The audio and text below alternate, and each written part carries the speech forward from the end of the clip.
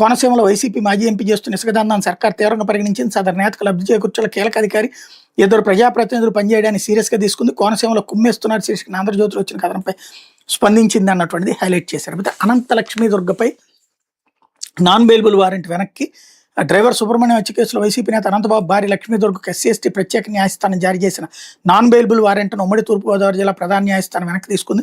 ఈ సందర్భంగా పలు షరతులు విధించింది. పాస్పోర్ట్ను కోర్టుకు సమర్పించాలని, సాక్షులు ప్రభావితం చేయరాదని చెప్పింది. మృతుడి తల్లిదండ్రులకు రక్షణ కల్పించాలని, 15 రోజులకు ఒకసారి దానిపై కోర్టుకు నివేదిక సమర్పించాలని ఎస్పీని ఆదేశించింది. గతంలో ఎస్సీ/ఎస్టీ ప్రత్యేక కోర్టు ఆమెపై ఎన్బీడబ్ల్యూ జారీ చేసిన విషయం తెలిసిందే. నేపథ్యంలో సోమవారం ఎన్బీడబ్ల్యూపై జరిగింది. ఈ విచారణకు లక్ష్మీదుర్గ హాజరయ్యారు. ఎన్బీడబ్ల్యూపై ఇరుపక్షాల వాదనలు వినిపించాయి.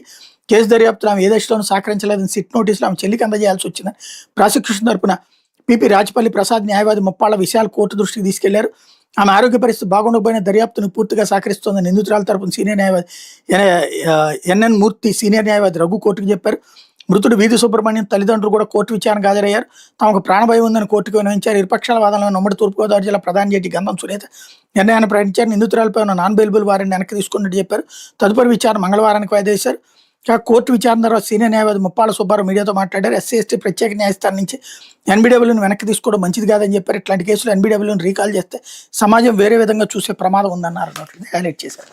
ఇది ఇద్దరు పత్రికలో వచ్చిన వార్తలు వెనకాల.